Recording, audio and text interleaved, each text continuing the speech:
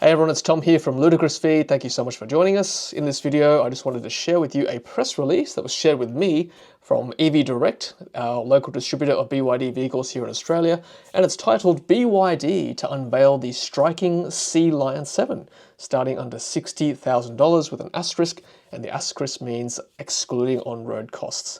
I've noticed a bit of a trend with new manufacturers only releasing a price guide ahead of the final price release, which is going to be February 2025, so next month, probably in about 6 weeks' time, approximately, when BYD Australia will announce their full pricing lineup for the BYD Sealion 7, including the variants as well. Let's go through the press release itself right now, and it says that the BYD Sealion 7, of course, will be powered by BYD's Blade battery technology, and it states that the top acceleration will be 0 to 100 kilometers an hour in 4.5 seconds. I've noticed here that it says performance variant. Now, I'm just querying what that means by performance variant. Now, the ADR guidelines were released in December 2024, and there were only actually two variants, a rear-wheel drive variant and also an all-wheel drive variant, both likely to have an 82 kilowatt hour battery. If you look at the weight of the two vehicles, it's unlikely at this stage we'll get the performance variant, which is the 91 kilowatt hour battery that they've got in the UK. So at this stage, if you look at the ADR approvals, it's probably most likely going to be the rear-wheel drive and the all-wheel drive variant, not performance. And a lot of media outlets have confirmed this as well. So we'll keep going with the press release for now. Top speed, 215 kilometers an hour, and the driving range, over 500 kilometers on a single charge. Presumably this is on the rear-wheel drive variant.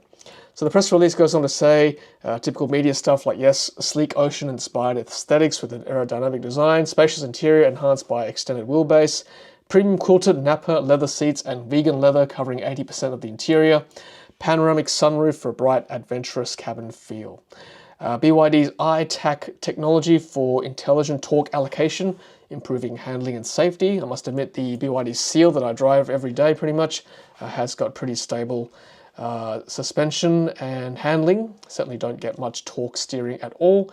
Advanced driver assistance with adaptive cruise control, lane keep assist, emergency braking, and a 360 camera.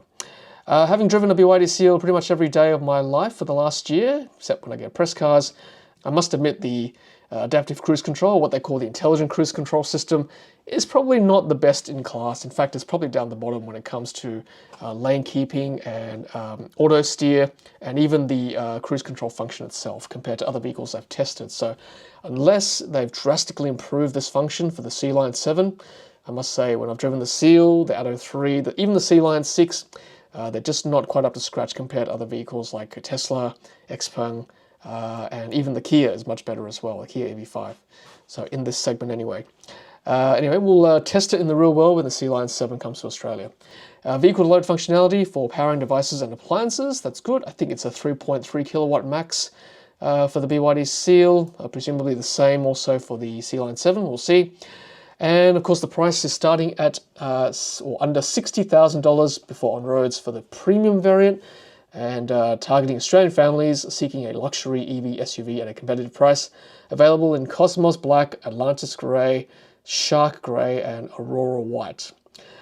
So I think, if the naming convention is similar to the Seal, the Dolphin, the Atto 3, well, not so much the Atto 3, they will probably get a dynamic variant and then a premium variant, and then hopefully the performance variant will come shortly after, because it's likely the performance variant will have an acceleration time of 0 to 100 in 3.8 seconds, whereas this premium variant they're offering is more like 4.5 seconds. So maybe the press release is a hint that the performance variant is coming to Australia maybe later on. Maybe that was a typo or a miscommunication amongst the BYD staff. We'll see. I'm just speculating here, of course. So just in conclusion, I just wanted to compare the Sealion 7 to what's already in the market and what's potentially coming, because this is becoming a very crowded segment, this very popular mid-size SUV market, where the car length is anywhere between 4.6 to 4.8 meters.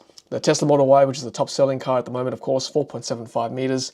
And then you've got XPeng 4.753, Deepal 07 4.75, Leapmotor C10 4.74, Kia EV5 4.615. So lots of options in 2025. And they've all got their pros and cons, of course. I think the one to beat, of course, will be the new Tesla Model Y facelift. That's coming soon this year, but of course I'll try to test drive all of them. The Galaxy E5 is also coming. That's another car from Geely.